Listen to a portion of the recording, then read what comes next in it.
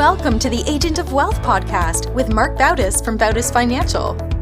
In this podcast, Mark helps guide you towards financial freedom, ensure you never run out of money, and create a balance in life that prioritizes what is most important to you.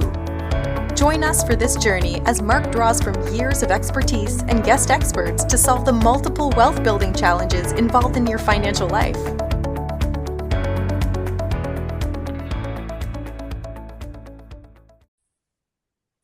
Welcome back to the Agent of Wealth. This is your host, Mark Bautis. Today I'm joined once again by the Bautis Financial team for one of our book club discussions. If you've been following along, you know that every few months we dive into a book that challenges us, inspires us, or helps us grow, either professionally, personally, or both.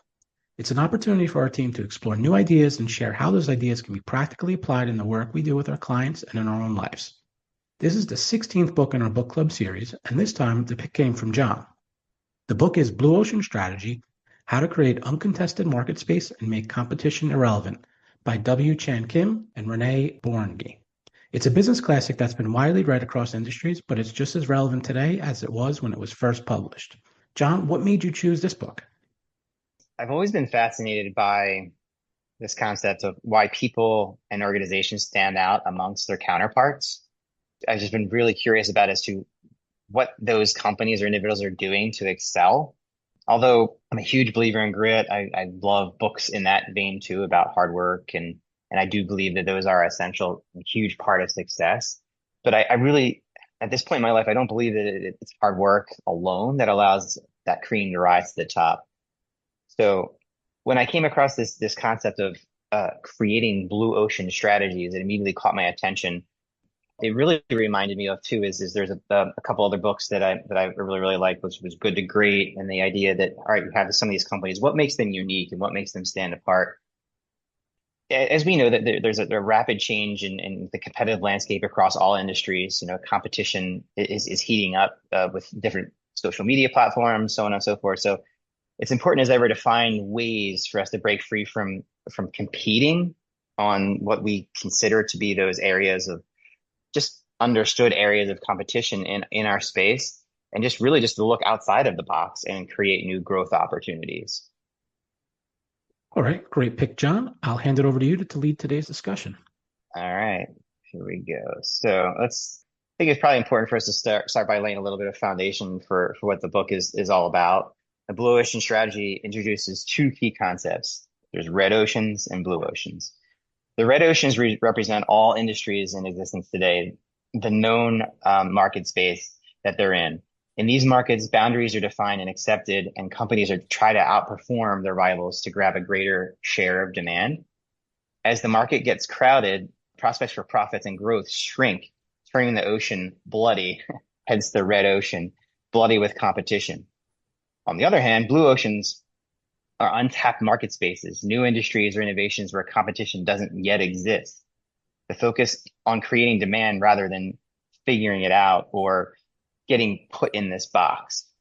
With that said, I'm going to hand it over to Dylan for my first question for you. The author talks a lot about the concept of value innovation. What exactly is it? How does it differ from traditional ideas of innovation?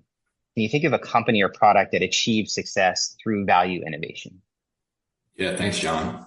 I really think that, your introduction of red oceans and blue oceans is a great segue into the concept of value innovation versus traditional innovation. So value innovation is about making the competition irrelevant by creating a leap in value for your company and your company's customers, which opens up new and uncontested market space for that blue ocean that you referred to. So this involves redefining your market boundaries and your customers' experience by pursuing both differentiation and low cost. So value innovation creates new demand rather than fighting over existing demand. Traditional innovation is focusing on competing in an existing market space and trying to outperform competitors, either through differentiation, which is high cost, or cost leadership, which is lower value, which is trying to compete in that bloody red ocean that John was mentioning before. So value innovation sets to improve something that's like already existing, like an already existing product. So the main difference between value innovation and traditional innovation is that Value innovation is breaking away from your competition and from the norm of business and providing something with an entirely new value, and something that's radically different that provides exceptional value at a low cost. So traditional innovation improves what already exists, and value innovation is about being different in a way that creates new value and attracts new buyers. So value innovation isn't necessarily about just beating the competition, but more so it's about making the competition irrelevant by changing the rules of the game. So when I think of a company or a product that achieved success through value innovation, the first thing that came to my mind was Apple and the iPhone. Before the iPhone existed, obviously there were cell phones, but nothing with a touchscreen and nothing with smartphone capabilities. And Apple had already had the iPod product before that, but by creating the iPhone and releasing that, they created a whole new segment of customers for this smartphone, this radically new idea, this radically different product that never existed. And now everybody has a smartphone. It's the norm. It's the complete norm now, but they were able to achieve that through value innovation by being something completely different from the rest of their competition. There was nobody at the time that was competing. Now they have some more competitors, but at the time it was one of one. They've created the blue text versus the green text. You always know when you're in a group text and you're like, who in here doesn't have an Apple phone? It's coming through as green. Thanks, Dylan. I saw a report that was, and again, I can get to your reference if you're really curious, but there was roughly 300,000 financial advisors in the US.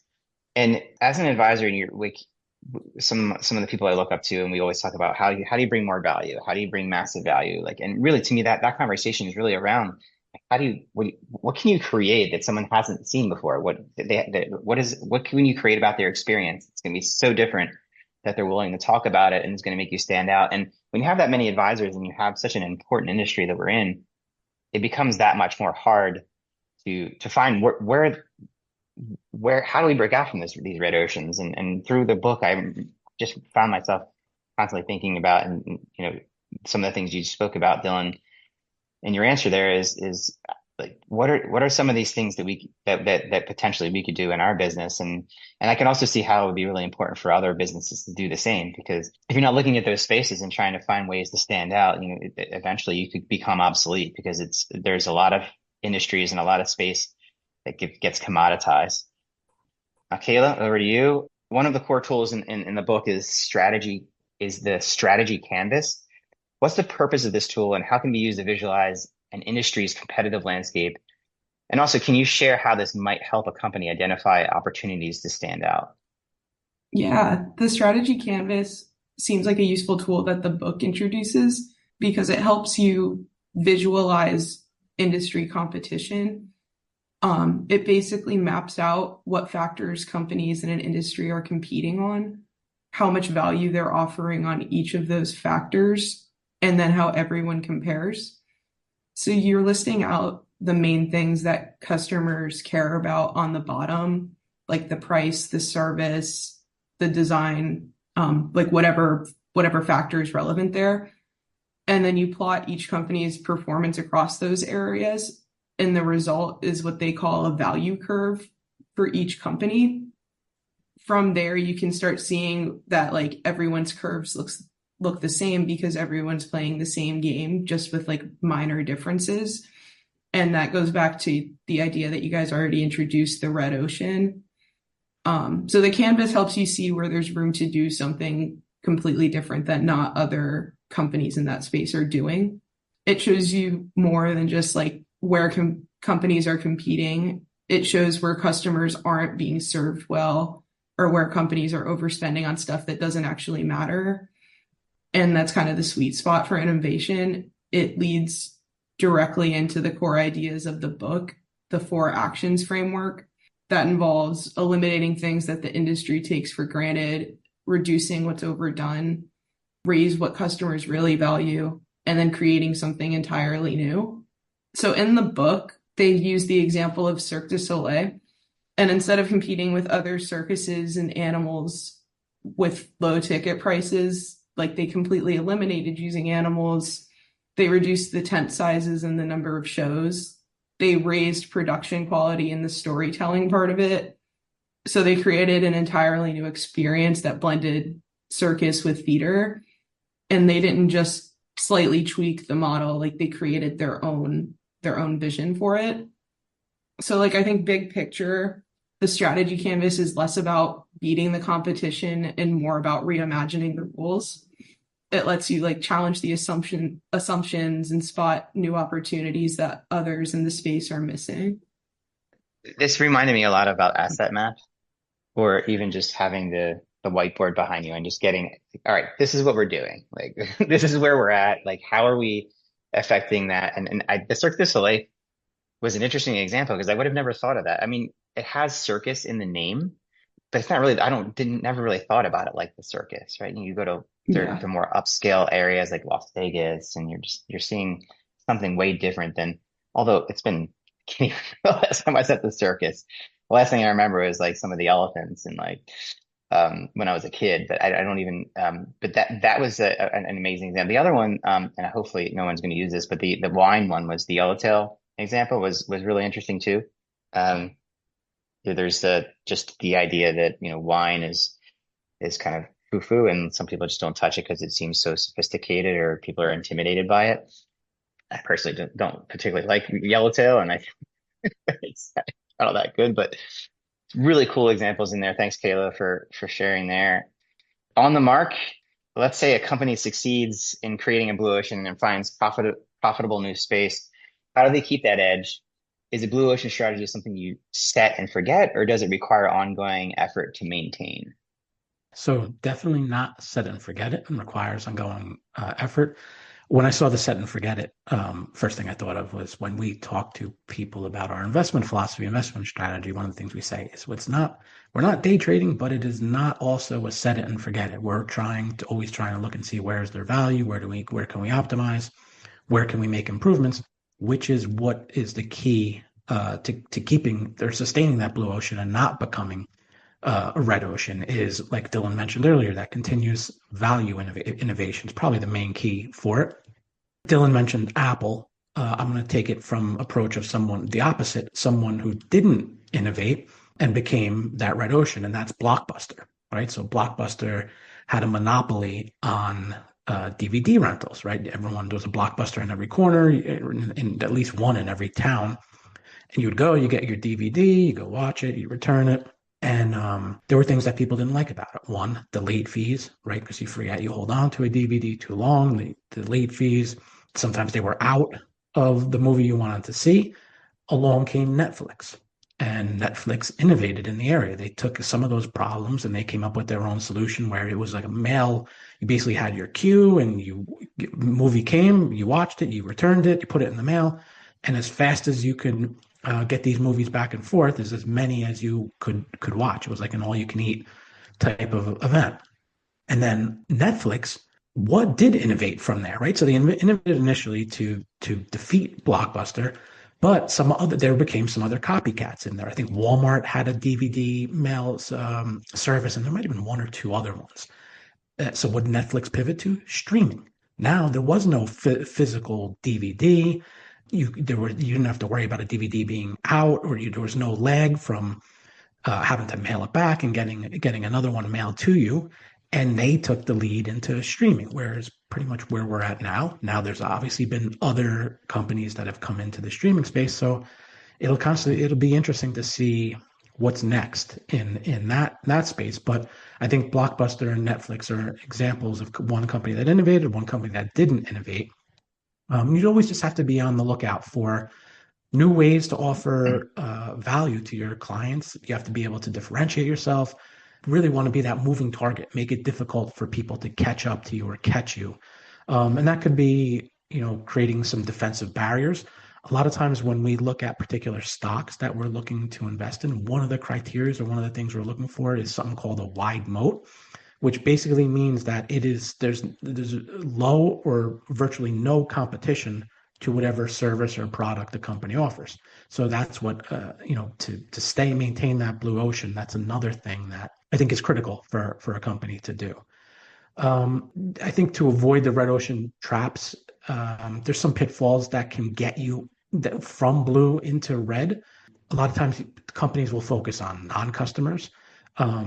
They'll get complacent. They'll only serve their existing customers. It's critical to identify and understand where can you expand, what other opportunities are out there to unlock new demand or create new innovation or new opportunities. And then also just think big picture. I know we talk about on our side too about a lot about niches and narrowing down, but sometimes if you can expand your ocean, expand your clients or customers that may be interested in your services, it can create a new market, rather than just being caught up in the existing one where there may be more competition. I think one thing that, as I was going through this, that was interesting, that if you look back in like the 1980s or even as recent as like 2000, the companies with the largest companies in the world, with the biggest market cap, you had companies like IBM, GM, GE, Nokia, Intel, Pfizer. Those companies, yeah, they're still around, most of them, but they're not the biggest companies now. So it's definitely not a set it and forget it. If you look at the biggest companies now, right, your Apples, your Amazons, your Googles, your Facebooks, you look at it, and I think most people kind of have this sentiment. It's like, oh, these companies are always going to be there. People are always going to order from Amazon, are always going to have an iPhone. Reality is they may not. These companies will have to continuously up their value proposition or continuously innovate. Otherwise, they'll go into a red ocean just like some of those other ones, like the GEs or the Ciscos or the NTT Docomo, a Japanese company, was another one. So definitely not a set it and forget it. And, you always got to be innovating. It reminds me of in Good to Great, wasn't BlackBerry one of the companies that was in there? It was they were like on top of the world. And then before you know it, and I feel like in the tech space, sometimes it becomes even more important to be agile and moving. Apple is obviously a giant, but they've had like their iPhone is to keep selling phones, and like to your point with what's next, they had the iPad and what's going to be after that. So it really speaks to like our business and the evolving nature of people's lives, and making sure that really reminds me of that, how the financial planning is just, I hate doing one-time financial plans. I've said this to people, I'll do it for them, but like to me, by the time that plan is done, it's almost obsolete, because I think one of the most important pieces of financial planning is the evolving strategy and making sure that you're keeping things updated. So Kira, the last question is for you. This book is written largely for a corporate strategy perspective, but maybe we can zoom in a bit. Like, how do you think the principles of blue ocean strategy can apply to someone's career path or personal development? Is there such a thing as creating a blue ocean strategy for yourself? Yeah, I love this question, and it's one of the things that I was thinking about the most when I was reading this book, is how you can apply the blue ocean strategy beyond just business, but to an individual. So as we've discussed, at its core, blue ocean strategy is about stepping out of a crowded competitive space and carving a new path that plays to your strength. So it's essentially like creating your own lane, right? So when we think about it from a personal or career development perspective, the red ocean represents things like chasing traditional roles, mimicking others' success paths, or measuring ourselves against standard benchmarks. That's sort of like the rat race, where everyone's like resumes, skills, and goals start to look the same, duplicated and extended. So you're competing on narrow terms, like back in college when it was GPA, or maybe in the beginning stages of career when it's all about certifications. And then as your career goes on, it's all about years of experience. You have 3 years of experience versus your colleague has 10, versus the other colleague has 15, 20. So I think the blue ocean is asking and answering deeper, more strategic questions. So examples could be like, what unique values do I bring that others might overlook? Or where can I combine skills or interests in a way that no one else is doing? Or even how can I solve problems or serve people in a way that doesn't currently exist in my industry or in my network or in my community? To kind of talk about us a little bit here, an example could be someone who is a financial advisor, but also a great content creator. Instead of only focusing on traditional ways to advance and advocate, like getting more credentials or cold calling more prospects, they might instead choose to create educational videos or build a niche audience or start a podcast like this one. Obviously, it's not that they're the only one doing it, but they're using their unique skill set to combine something that they enjoy with something that they're good at. They're creating, in that way, a blue ocean career. It's differentiated, valuable, and far less subject to direct competition. Although there may be some, it's less likely, right? Another concept from the book that applies well is the eliminate, reduce, raise, create framework. So that kind of leads to 4 questions.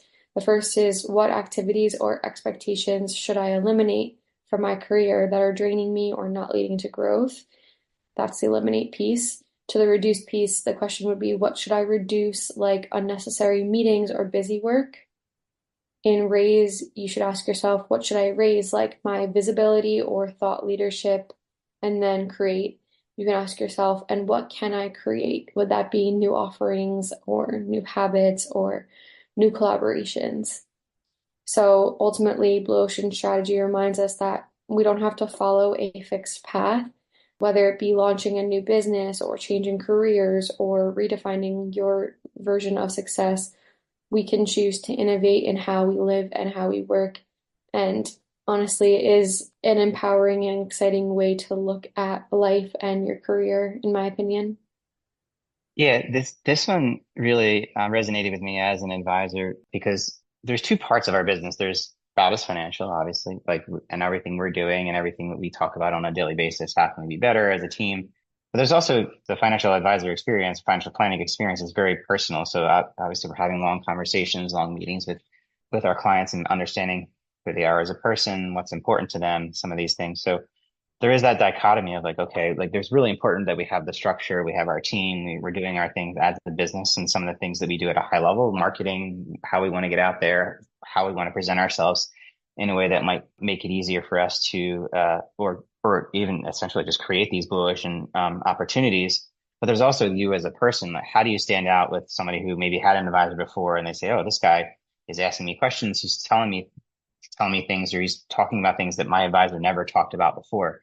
So I do think that there's, every one of us, as we're having conversations, we're doing these things. There's that, like you said, that big business idea of, all right, Blue Ocean, how can we position our marketing plans and our ideas and our growth mentality to look towards maybe some of these blue ocean strategies, but also how, as people and as we interact with our clients, how can we stand out and almost create our own blue ocean strategy by connecting with our clients and so on and so forth. So thanks for that.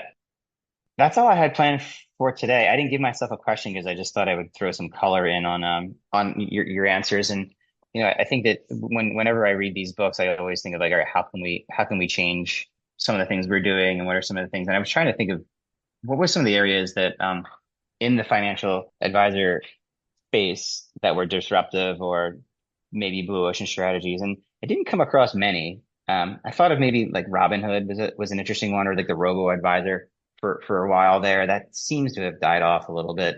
But really, the biggest one that I think of, and it speaks to it being really important for you to be an early adopter and keeping your eye on these things, because some of these concepts in blue oceans can be low barriers to entry, of getting into, and then all of a sudden it could become a red ocean really quick, just because people be like, oh, this person's doing that. That makes sense. We're all going to do it now. And a lot of that was financial planning. For years back in the 80s, financial advisors were order takers and just, hey, I have this stock, this, that. And again, I'm probably going a little too far to prove a point, but essentially the shift from that broker dealer commission salesy, Wall Street view of what financial advisors were shifted pretty quickly into this financial planning world where you have to bring way more value, and present yourself in a way that's just above and beyond just saying, hey, I think you should buy some more Apple, or I think you should buy some more of a company X, Y, or Z. So thanks for the discussion. Hopefully you guys like this. If I'm being perfectly honest, I thought the book was a little tough to listen to and read. I just thought it was kind of dry and just like very, I don't know. So I appreciate you guys fighting through this. I hope you guys liked it. I thought it was there was a lot of really great points in there. It was very informative, I guess I'm saying, as opposed to entertaining in my opinion. But thanks for pulling this all together and your insights. Thanks, John. Yeah, I would say of the 16 that we've read, it's definitely up there in the drier ones. But, it was a lot of information. As Yeah. I was listening to and reading it, as you're the person who's actually picking the book, I'm like, these guys probably hate me right now because I got through a couple chapters and like, this is kind of boring. Yeah. But at the same time, made a lot of sense. But yeah, no, it was all good. And thank you, everyone, for bringing your perspectives and ideas to the table. For our listeners, we'll include a link to Blue Ocean Strategy in the show notes if you'd like to read it yourself. There you can also find a link to the page in our website that lists all of our book club podcast episodes. If you have any suggestions for our next book, we'd love to hear. And thank you for tuning in, and we'll talk to you on the next episode of The Agent of Wealth. Don't forget to follow The Agent of Wealth on the platform you listen from and leave us a review of the show. We're currently accepting new clients, and if you'd like to schedule a one-on-one consultation with our advisors, please do so at bautisfinancial.com/call. Thank you for listening to the Agent of Wealth podcast. Click the subscribe button below to be notified when new episodes become available. The information covered represents the views and opinions of the guests and does not necessarily represent the views or opinions of Bautis Financial. The content has been made available for informational and educational purposes only and is not intended to be a substitute for professional financial planning and investment advice. Always seek the advice of your financial advisor or other qualified financial service provider with any questions you may have regarding your investments and financial planning.